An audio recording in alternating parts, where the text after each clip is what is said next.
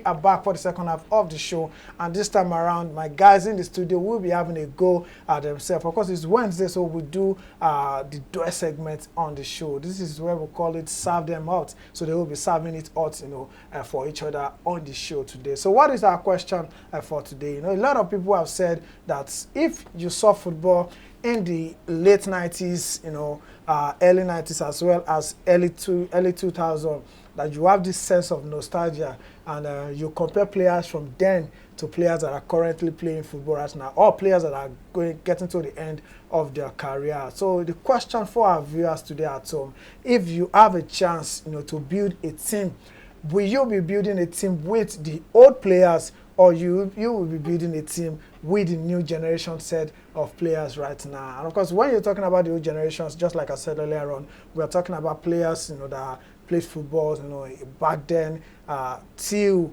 early 2000, let's say 2004, 5, 6, 7, 8, thereabout. And if you are talking about the new generation players, talking about the Cristiano Ronaldo eras, coming, to this particular era that we find ourselves talking about, Vinicius Jr. and Jude Bellingham era. Of course, we are living in their era, right now. So who is going first between both of you? Let the older generation go first. Yeah, he's going for the older generation, talking about Fisayo. Fisayo, you have the floor. Okay, so I've been opportune that I watched football. I started watching football basically like 1993. Okay. So, and I've seen different type of players. Like I always tell you, I lost interest in football. Like I stopped being attached to football since 2012 because of the quality has depreciated extremely. Because I can't fathom it why two players will dominate football for over 15 years. Like they made it a family business. You already know, okay, this one will win this year. He will win the Ballon d'Or this year. This person is going to win the next year. And the thing is about the old players, because you actually won Ballon d'Or doesn't mean you are going to win FIFA awards, because it was separate. For you to even win both awards, that means you are extremely special. And we were actually, Africa was actually fortunate that George Weah, he won the whole thing. He won Ballon d'Or and he won the FIFA world best player. But these days, like Cristiano and Messi, they just dominated football. The talent pool in football now is in shambles. 15 million back then, 15 million pounds could get you Alan Shearer. But 15 million now can't even get you an academy player. Imagine Cole Palmer going for 35 million pounds. And he wasn't even a starter for Man City. He wasn't playing and he went for 35 million pounds. That shows you that the talent pool has depreciated and football has actually fallen off. Oluwaseun definitely has a contrary opinion. I've been seeing him nodding his head. Ashton, you heard the opening, speech from. Firstly, you say 50 million, then we'll get you Alan Shearer, and then 35 million now will get you Kopama. So the bread you bought for 10 naira in 1999, are you expecting to get it for 10 naira in 2023? It's economics. This economics at play. So let me just come in. It's not about pool of players when you talk about the price. Football has evolved into business. Sure. Back then there was no business. Now when you talk of in terms of different players, having spread of players winning the Ballon d'Ors and what have you, the same way football has evolved economically is the same way football has evolved politically. There are political connotations to some of these awards nowadays. Okay. In those days, did we used to hear of the hot and cold balls during when there are draws for tournaments? No, but now due to the money pumped into football, due to the marketing angle of football, due to the profit side of football, you see, the truth is some of these bodies fathom some teams to go find tournaments to help generate funds. Okay. So that is players. No, I am going somewhere to nullify the issue of the pool of players in terms of Ronaldo and Messi. Are we talking the Ronaldo and Messi are talking about they dominated the era. When have we seen two such great footballers come in the same era? Pele and Maradona did not. Had they come in that era, trust me, nobody else would have broken them. Zinedine Zidane, De Lima, Rivaldo, Rui Costa, Pavel I mean, Nedved, we have Alan, we have Thierry Alan, Henry, okay, and yes, the likes. the same way. They were players back then. The old players, they had personality. Okay. They had Patrick personality. Okay. Vieira, Dennis Bergkamp, Lothar Matthäus, Matthias Sammer. I can go on and on. Then the great Maldini. Okay. But Maldini played second in that start era. He played second in the Ballon d'Or. Yes. I mean, Van Dijk as a defender has been on the podium. He played second. That's why I keep saying eye test is greater than statistics. Like, if you pull me statistics, I'll tell you I saw this player play. But then we also Ronaldo and Messi play. It was not about statistics here. They were the one who produced the stats that people are talking about. Now, most people are still of the most people are still of the opinion that if Ronaldo de Lima didn't suffer those injuries he suffered, he would have won like 10 Ballon d'Or. So then you shot yourself in the foot. No, it was injuries that stopped the player from dominating. But this player never won the Champions League. During that era, they were players. We had players that were that good, but couldn't get a look in because it was stacked. It was too choked, you know. The people talent like was too choked. It was too choked. Okay, give me one of the players that didn't get a look in then. People like Mario Jardel, Giovanni Elba. Oh, they couldn't even. Let me finish what I'm saying. They couldn't even get Mario Jardel. Mario Jardel, Giovanni Elba. They couldn't get into the Brazilian national team because it was. So what happened to their club? What happened to their club career? Where did Mario Jardel play? He played at Porto. And he played at Porto, and he was once the highest goal scorer in Europe. In Europe, yeah. He was once the highest goal scorer. Even Eric Lassen scored 52 goals for Celtic. Yeah. That season, he scored 52 goals. He didn't even get a look in for Ballon d'Or or anything. Because don't forget their coefficients. You can score 52 goals and that's coefficient. Based on what he's saying, I mean, Victor Gyökeres, you know, for Sporting was the highest goal scorer in Europe. Probably not get a look in also. No, he's playing for Sweden. He's playing for. What I'm saying is. The league you are playing matters. What I'm saying is, if you score 30 goals in the Portuguese league and you score 20 goals in the Premier League, yeah, they are coefficients. Those things have their workings. You are an Arsenal fan, right? Sure. You saw Thierry Henry play football. Sure. Yes. And like as in, look at JJ Okocha, for instance. Nigeria, we have still not replaced JJ Okocha. Okay. But then we saw Mikel. Okay, for all of Okocha. But Mikel won the same amount of African Nations Cup. England still doesn't have a midfielder. Mikel has a Nations Cup to his name. Kanu, for all of his exploits, does not have a Nations Cup. England still doesn't have a midfielder like Paul Scholes. Super Eagles still doesn't have a player like Nwankwo Kanu. And what did Paul Scholes win with England? Did they play any fun? Has England won anything since? They was spectacular. We are talking about their ability. But again, looking at what he said, let me ask you a question on that. You know, okay. We haven't. Let's talk about Nigeria. We haven't been able to replace JJ. Fisayo, hold on. I know you're itching to talk. We've not been able to replace a player like JJ Okocha in the national team. For over 10 years. We have not been able to replace a player like Taribo West in the national team. Don't let us forget, Taribo West played for AC Milan. He played for Inter Milan. And he was even once the most expensive defender in the world when he moved from Oxford to Inter Milan for 10.6 million. Are we reducing it to Nigerian? No, we are using it as a case study. We're just using it as a case study. You know, when last has Nigeria seen a defender like Taribo West, you know, being bought by two of the biggest teams in Italy? If it is about Nigeria, I said it earlier, we are the ones who think we have a race of stars. Okay, let's go to England. Let me now nullify the point again. Okay. Now you are talking about Nigeria, the likes of Kanu, the times of Taribo compared with now. I put it to you that Kanu does not have a Nations Cup glory.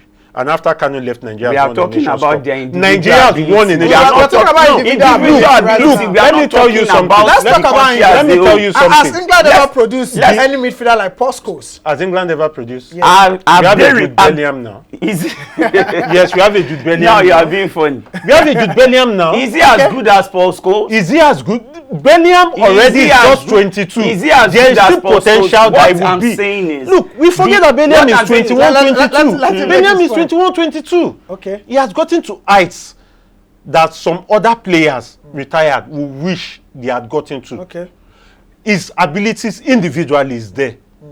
Only Vinicius can rival him in terms of performance in Real Madrid. When you are 21 and only one player, and it's just your first season in a club as gigantic as Real Madrid, only one player can match you in terms of quality. I mean, then why are you telling me England does not have quality midfielder? I mean, Phil Foden is there. Let me even give you an instance now. Let me give you an instance. 22, Let me give you. Who can you compare Phil Foden with? You know, former players. You know, The older generation.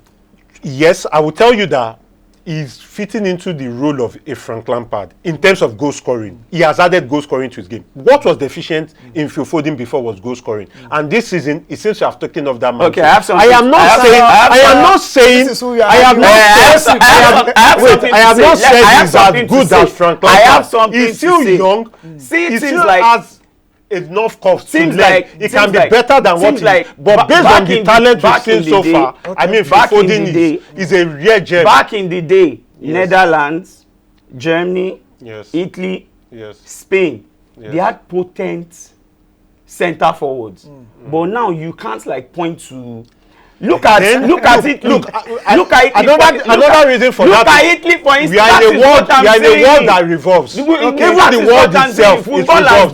There are times when you will have a country or at club level. You have this huge talent, huge pool of players, and there are some times where you have a let me go back to Germany 2006. So you feel that countries not being able to produce quality center back. Not being able to produce quality midfielders, defenders, or striker has to do with the eras, because eras matters in football. We have seen the same Real Madrid that we call the king of Europe has gone 34 years without winning the Champions League. That's why I said Real Madrid won 34 years without a Champions League trophy. And this hold on. But the same Madrid won 5 in a row. The same Madrid has gone 6 of the last 8 or 7. It is errors. Don't you have a contrary opinion? That's a valid point. That's a valid point. Let me explain something. Okay, explain. Like I said, let me go as far back as 2006 World Cup. Italy, the array of forwards they took to that World Cup, they had Del Piero, Luca Toni, Joaquinta, Gilardino, Francesco Totti. Look at the quality. Now Italy can't even look. The person they are taking to Euro 2004 is Kamak. So whose fault? Look, it's not possible. Looks like a scam, by the way. See, the Netherlands. You're only buttressing my point. I'm not buttressing your point. Netherlands also they used to produce great strikers back in the day. Van Persie, the likes of don't help me. Asuban, Patrick Asuban, Van Nistelrooy, don't forget Dennis Bergkamp. Van Rooydonk couldn't even get it because the quality was too much. That is what I'm saying. Now you have a Memphis Depay that does not have a club.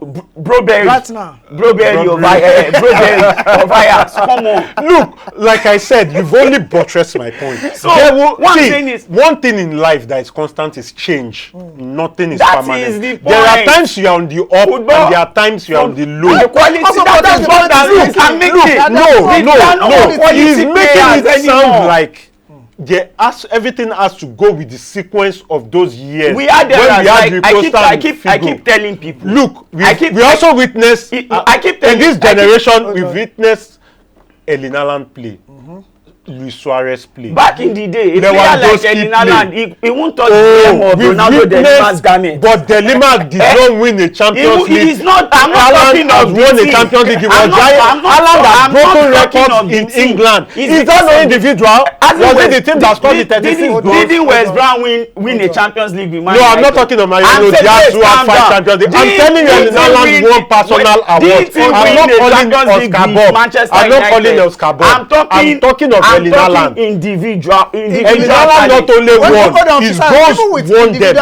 Even with individual awards. I'm not saying awards. What Thierry Henry that you are mentioning, what Thierry Henry did not do. Cristiano Ronaldo of this generation, for instance, Luis Suarez of this generation, if you watch Haaland of this generation, all outcut Thierry Henry in the English Premier League. So let me ask you a very, very controversial question now. It might look like I'm siding with Fisayo with this question.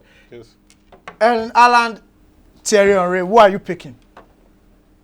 What am I picking? Yeah. I'll pick Haaland. You pick Haaland. That's a lie. Okay. And you know you are telling yourself. No, it's my opinion. You're not in his mind. No, let me tell you something. Let me tell you something. Should I tell you why? Should I tell you why? Hold on. Should I tell you why? Van Dijk. And Maldini. Maldini in the time. Okay. Who again can I? But if you tell me John Terry, and Maldini. John Terry and Maldini. I'll go for John Terry. John Terry and Maldini. I will go for John Terry. No, let me ask you, sir, John Terry or Maldini? Why will I pick John Terry? For what reason? That's actually a very strong one. Why will I pick John Terry? I will go for John Terry. Cristiano Ronaldo or Ronaldo De Lima? Cristiano Ronaldo. Ronaldo De Lima at 17, he was at USA 94. And how many goals did he score in that tournament? He didn't get a game. They didn't play him. He went there as so an you are now telling he me went there as an under. Wait, calm down now. He went there as an understudy to Romario and Bebeto. But 2 years later, he was on top of the football world. As at 1996, he was the best player in 1996. Okay. He was undisputed best player in the world. He scored 43 goals in 45 games for Barcelona. He was extremely talented. So he did it at PSV. He did it at PSV. Now went to Barcelona, went to Inter Milan. Even Zamorano had to vacate his Jesse number 9 and gave him 1+8. We are talking of a Lionel Messi, a Cristiano Ronaldo, individual player that's come more than 25 players registered for a whole Imagine a player like Alvaro Recoba. He couldn't really he was that good. Ronaldo and Recoba did not play the same position. I'm saying calm down. I'm trying to make a point. Maybe Recoba and Kevin De Bruyne. I'm trying to make a point. Recoba was so good.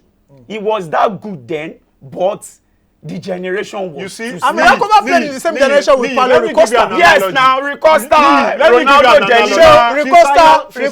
Ricosta, and Kevin De Bruyne. Kevin De Bruyne in the I love Ricosta as a player. I love him. That's the truth. I love him. Because I love him so much. But Kevin De Bruyne for me remains one of the most intelligent players I've ever played. Let me put it to you now.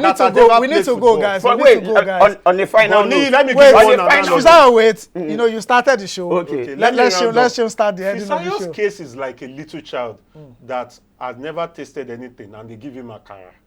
To him, akara is the best thing in the world. Okay. Then wait till they give him milkshake donuts.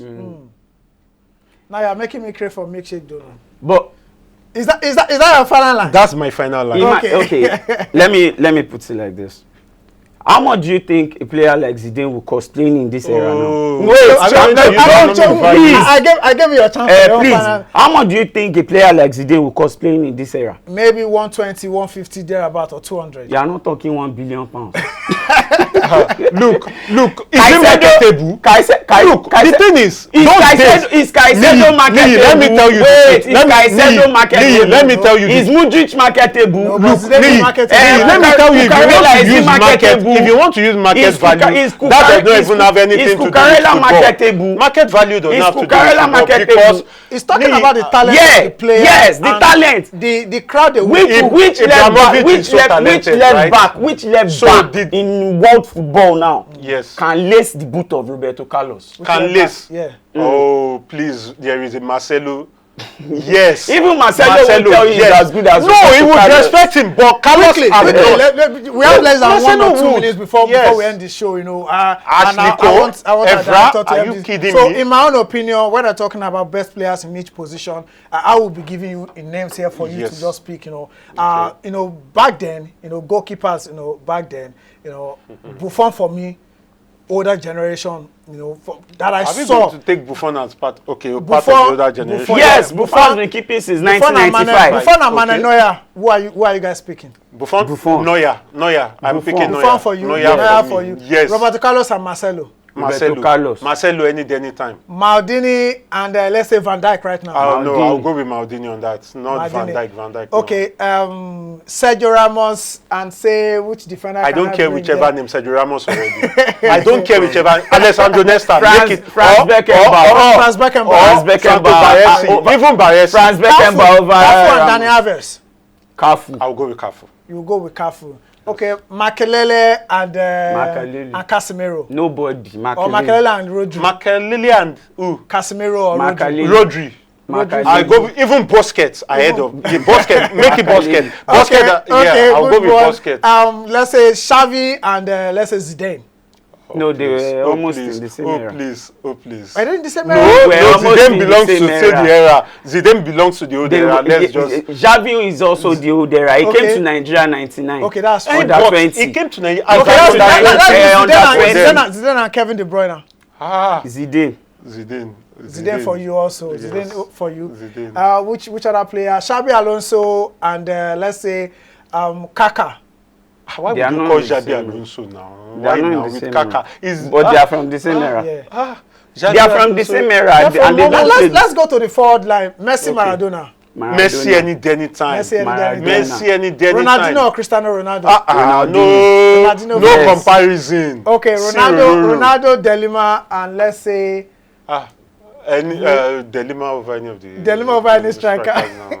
But Messi. all right. Thank you so much, guys. You know, it was a heated one in the studio here, but I definitely enjoyed the conversation from both of you. But regardless of any era that you want to belong to, the best thing I will tell you is that just enjoy football. Allow the older generations to live in their nostalgia feeling, and you, the newer generations, also enjoy the crop of players that we have right now. But no doubt about it, we have talent. It might not be as much as what we had back then, but there are still talented footballers in world football at this particular moment. So Fisayo, thanks for coming on the show, as well as Alison. Always a pleasure to have you guys on the show.